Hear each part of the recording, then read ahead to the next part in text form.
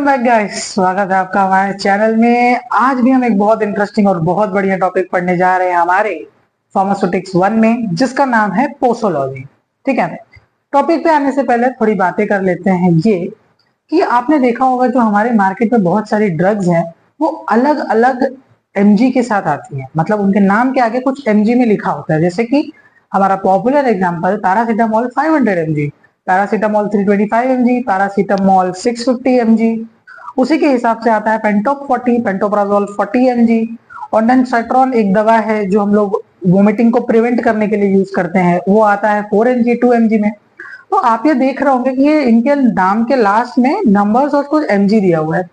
I hope इतना तो आपको पता ही होगा कि वो mg स्टैंड्स फॉर मिलीग्राम, और वो बताता है कि ये टैबलेट का वेट कितना है, कितनी मिलीग्राम इसका वेट है, कितना मिलीग्राम इसमें ड्रग पड़ा हुआ है। ओके, चलो ये टॉपिक तो क्लियर हो गया। बट क्यों पैरासीटामोल 500 mg लग रहा है, पेंटॉप 40 लग रहा है, ऑन्डेंसेट्रॉन बस 2 ही mg लग रहा है? ऑब्वियसली हर ड्रग की अलग अलग पोटेंसी होती है, राइट, कि वो कितना पोटेंट है इस हिसाब से हम देखते हैं कि उसको कितना कम या कितना ज्यादा डोज लग रहा है। बट हर टैबलेट का या हर डोजेज फॉर्म का कुछ तो अमाउंट ऑफ ड्रग हमको देना होगा उस पर्टिकुलर पर्सन को, ताकि वो रिएक्ट करे और उसको ठीक करे। यानी कि जो भी पेशेंट है उसको कुछ अमाउंट ऑफ ड्रग देना पड़ता होगा एक्शन शो करने के लिए। ठीक है, तो वो हमें कैसे पता चलता है कि इस ड्रग को हमको इतना देना है, इस ड्रग को हमको इतना देना है, कैसे पता चलेगा? ठीक है, उसी की पढ़ाई हम करने वाले हैं पोसोलॉजी में। ठीक है, पोसोलॉजी में हम लोग क्या करते हैं, पोसोलॉजी में हमें पता चलता है कि किसी भी को पेशेंट को किसी को भी कितना अमाउंट में ड्रग देना है। और अगर वो छोटा बच्चा है तो उसको कितना ड्रग देना है, अगर वो बड़ा है तो उसको कितना देना है, उसके हिसाब से वो ड्रग का अमाउंट वेरिएशन चेंज होता रहता है। ठीक है, यही होता है पोसोलॉजी। ठीक है, अब पोसोलॉजी के कॉन्सेप्ट की बात करें तो क्या होता है, posology has been derive from 2 Greek word, ये 2 ग्रीक वर्ड से मिलकर बना है। पोसोस जिसका मतलब होता है how much, and logos meaning science, तो हम जान ही रहे हैं, बचपन से पढ़ते आ रहे हैं। ठीक है, तो पोसोलॉजी 2 ग्रीक शब्द से मिलकर बना है। पोसोस मतलब हाउ मच एंड लोगोस मतलब स्टडी। तो इसमें हम देखते हैं कि कितना ड्रग हमको देना है किसी पर्टिकुलर पेशेंट को। अगर छोटा बच्चा है तो उसको 500 mg नहीं दोगे, राइट। ठीक है, एंड अगर कोई बड़ा विशाल आदमी है तो उसको 500 mg भी दवा नहीं दोगे, उसको 650 mg लगेगा उसको ठीक करने के लिए। ठीक है, तो बस यही किसको कितना mg देना है ये हम पता लगाते हैं पोसोलॉजी से। ठीक है, पोसोलॉजी में हम अंदर पढ़ेंगे कि अलग अलग हमें फॉर्मूला दिए गए। देखो अभी के टाइम पे सब प्री कंपाउंडेड आता है, डॉक्टर बस वहां से निकालता है, एज के हिसाब से दे देता है, प्रिस्क्रिप्शन कुछ नहीं करता। मतलब फार्मासिस्ट, डॉक्टर ने प्रिस्क्रिप्शन दिया, वहां से निकाल के उनको दे दिया, उसको कुछ बनाने की जरूरत नहीं है, राइट। बट हम बात कर रहे हैं पिछले वाले टाइप की, पिछले जमाने की, जहां पे जब प्रिस्क्रिप्शन डॉक्टर से पेशेंट फार्मासिस्ट को लाके देता था तो वो बैठ के वहां कंपाउंड करते थे, पर्टिकुलरली बैठ के प्रॉपर वो बनाते थे।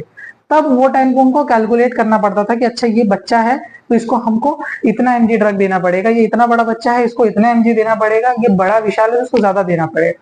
तो वो टाइम बैठ के बेचारे कैलकुलेट करते थे, देन वो ड्रग को फॉर्मुलेट करते थे, मतलब आपकी मेडिसिन को। ठीक है, अभी ऐसा नहीं है, अभी तो सब काम फार्मास्यूटिकल इंडस्ट्री ने बहुत आसान कर दिया है। इसीलिए दिमाग में ये मान के चलो कि हम पीछे वाले हैं। ठीक है, थोड़ा सा 20-40 साल पहले वाले फार्मासिस्ट हैं, यहाँ कंपनी इतना अच्छे से नहीं थी तो हमें सब कुछ खुद ही करना पड़ता था। ठीक है, तो ये हो गया। अभी क्या कह रहा है, it is a branch of medicine which deals with the dosages and the measurement of dosages. ये वो ब्रांच है मेडिसिन की जो डोज और उसके मेजरमेंट से रिलेट करता है कि हमको कितना देना है, तब से यही बात चल रही है।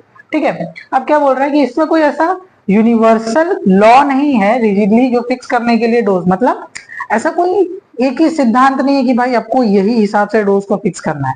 ठीक है, आपको इतना ही देना है, यही देना है, ऐसा कोई फिक्स नियम नहीं है। बट ये मॉडिफाई किया जाता है as per the patient age, पेशेंट की एज क्या है, उसका कंडीशन क्या है, उसकी सीवियरिटी ऑफ डिजीज क्या है, उस हिसाब से हम दवा को मैनेज करते हैं। अगर कोई हेल्दी बंदा है, उसकी इम्यूनिटी अच्छी है, वो ठीक हो सकता है, कम डोज में काम हो जाएगा।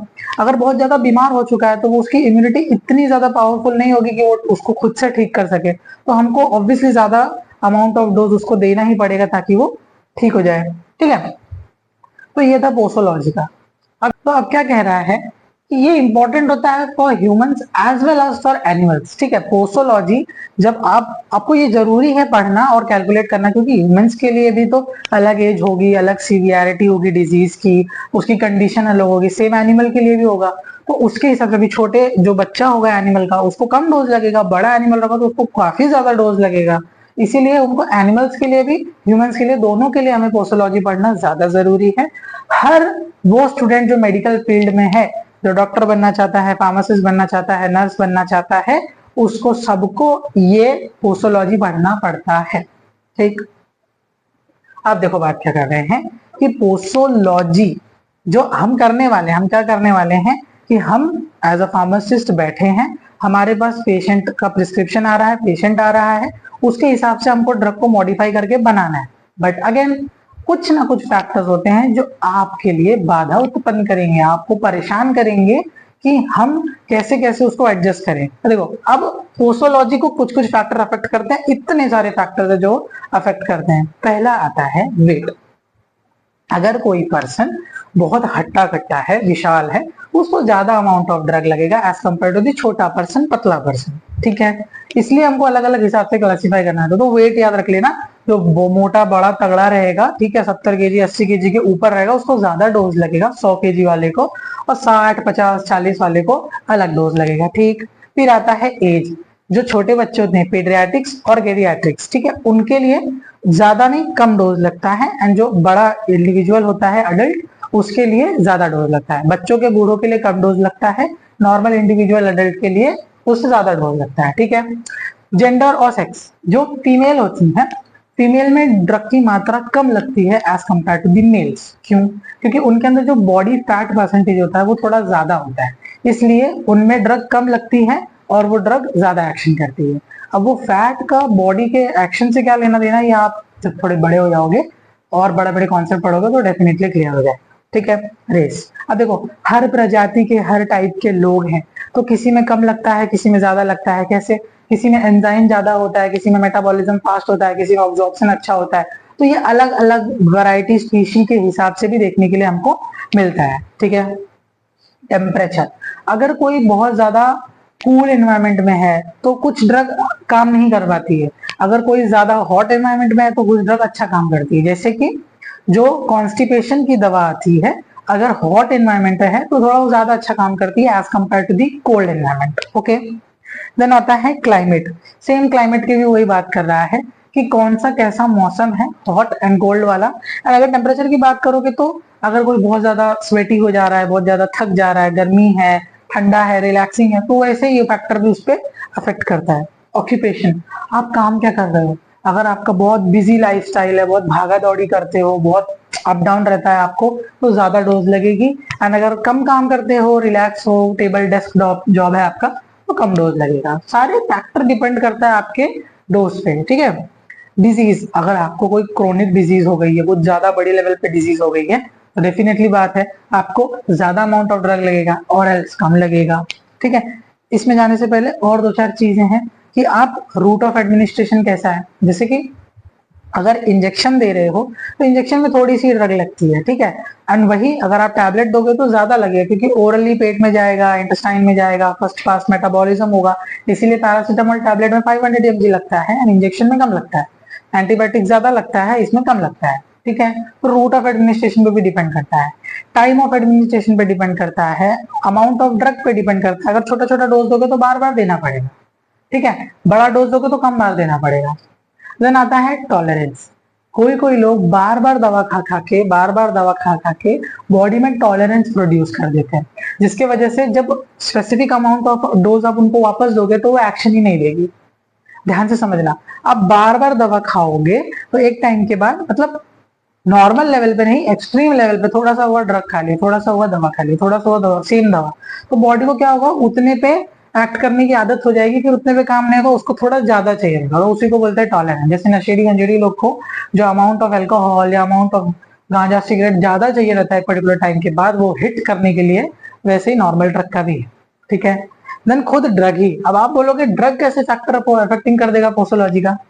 ड्रग के अलावा यहाँ अगर डोजेज फॉर्म लिखते तो ज्यादा अच्छा होता है, क्योंकि टैबलेट्स को कम टाइम लगता है, टैबलेट्स को ज्यादा टाइम लगता है, सिरप को कम टाइम लगता है, इंजेक्शन जो हम देते हैं, ठीक है, पैरेंटल्स, उसमें कम टाइम लगता है, तो वो हिसाब से यहाँ पे ड्रग को कह रहा है। ठीक है, अब यहाँ से कुछ, ये तो 3 पॉइंट है, ये आपके हमेशा काम आएंगे, थोड़ा ध्यान से सुनना। एडिक्टिव इफेक्ट, मतलब ये ड्रग ए ये ड्रग बी दोनों मिले, दोनों का ऐड होके ज्यादा इफेक्ट मिला, मतलब 1 + 1 दोनों ऐड हो गए, हमको इफेक्ट में मिला 2। ठीक है, तो अगर दो ड्रग ऐड हो रहे हैं तो इफेक्ट ज्यादा मिल रहा है। अगर ऐसी कोई ड्रग रहेगी तो भी हमको पोसोलॉजी करना पड़ेगा। ठीक है, हम अगर नॉर्मल के हिसाब से कर देंगे और दो ऐड होके एक्शन ज्यादा दे दिए और अगर ज्यादा बना दिए तो टॉक्सिक हो जाएगा, समझ रहे हो ऐसा। देन सिनर्जिज्म क्या कह रहा है, 1 + 1 हो जाएगा 4, समझे मेरी बात। यहाँ 1 + 1 हो रहा था 2, मतलब दोनों का एडिक्टिव इफेक्ट देखने के लिए मिल रहा था, बट यहाँ पे 1 + 1 हो जा रहा है 4, मतलब डबल हो जा रहा है, जितना होना चाहिए उससे ज्यादा हो जा रहा है। तो यहाँ पे तो और कम डोज देना पड़ेगा हमको। अगर आप दो ऐसी दवा मिक्स कर रहे हो जो दोनों मिक्स होने पे सिनर्जिज्म वाली एक्टिविटी शो करती है, मतलब एक दूसरे के साथ इतने अच्छे हो कि अपनी कैपेबिलिटी से ज्यादा परफॉर्म कर रहे हैं, तो ऐसे को कम दोगे तो भी एक्शन दे देगा। ठीक है, एंड एडिशन में थोड़ा ज्यादा देना पड़ेगा, इन नॉर्मल में तो प्रॉपर अमाउंट में देना पड़ेगा। एंटागोनिज्म, अब एक दवा के साथ दूसरी दवा उसके असर को ही कम कर दे रही है। ठीक है, एक दवा दे रहा हूँ इतना एक्शन कर दिया, दूसरे आते इसका एक्शन को इतना कर दे रही है, तो ऑब्वियस सी बात है इसका एक्शन को इतना देना पड़ेगा। अगर ये लाइन पे लाना इसको इतना देना पड़ेगा, ये जाते इसको यहाँ ले आएगी। ठीक है, तो भी आपको कैलकुलेट करना पड़ेगा। सोचो फार्मासिस्ट कितना परेशान होते हैं। ठीक है, अब आता है एक्यूमुलेशन। कभी कभी क्या था, बार बार दवा खाते खाते खाते बॉडी में दवा एक्यूमुलेट होने लगती है। ठीक है, एक्यूमुलेट हो गई, अच्छे पॉइंट ऑफ व्यू से होगी तो अच्छा हो जाएगा, लेकिन अगर ज्यादा टॉक्सिक हो गई तो फिर गड़बड़ हो जाएगा। देन ड्रग एलर्जी, हो सकता है किसी किसी को हाइपर सेंसिटिविटी रिएक्शन रहता है, एलर्जिक रिएक्शन रहता है, तो वो सारी चीजें हमको देखने के लिए मिलती हैं। ठीक है, तो ये सारी इसमें बातें थी।